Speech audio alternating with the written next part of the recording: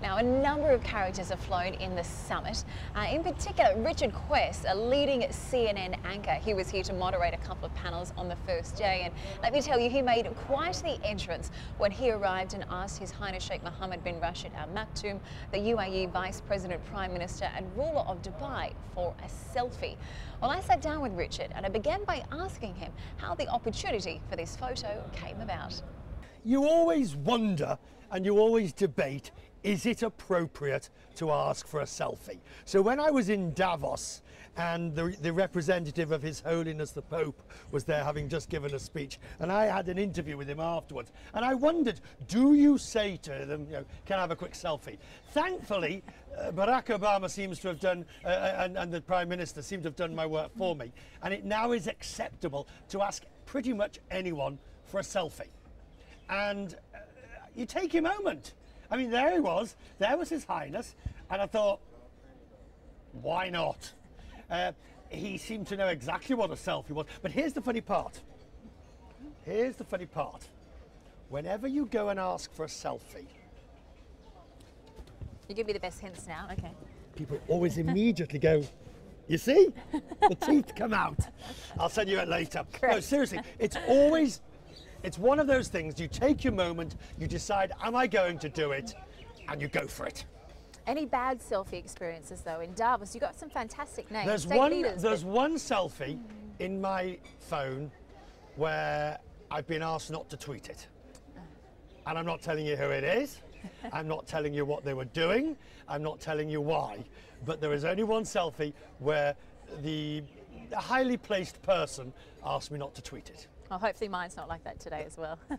So you're here moderating a couple of panels here this week. Tell me a little bit about this morning's panel.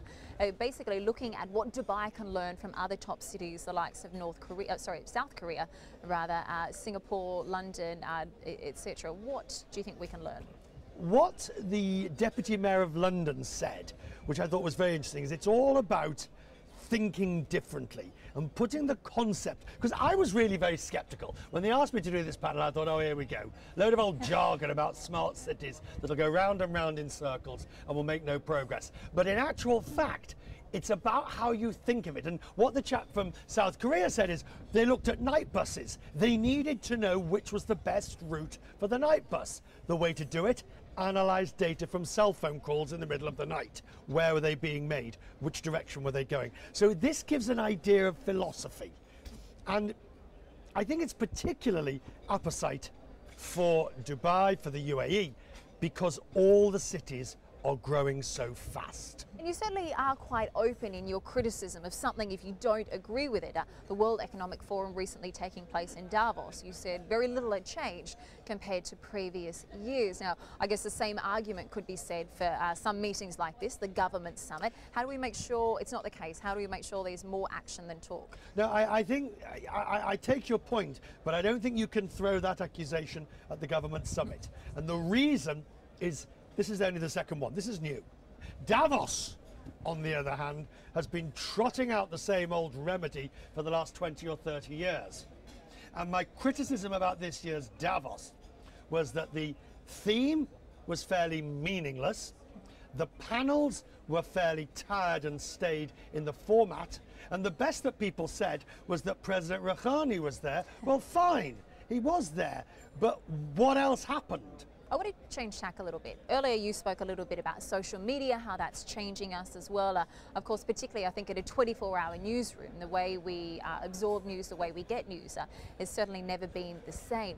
How do you make sure that what you're reporting, often it is can be from social media, how do you make sure that it's accurate?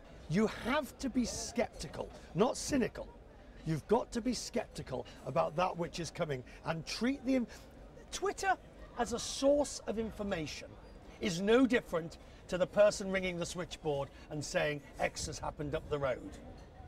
It's just more of it. So at CNN, we're now collaborating with various softwares, as you may know, to actually use Twitter and to analyze Twitter and to look at the way Twitter can give us a head start in spotting stories breaking trends. So you're saying the way we report news is also changing. There's Yes. a lot of people who's saying it's, particularly the US news, I guess, is becoming lighter, is becoming more entertaining. A lot of people would argue that it's gone too far, though. What do you think? People have been arguing the death of news and the trivialization of serious matters as long as I can remember. It's absolute rubbish. There is nothing that says a program has to be boring, mundane, heavyweight, stuffed to the gills with tedious people talking rubbish.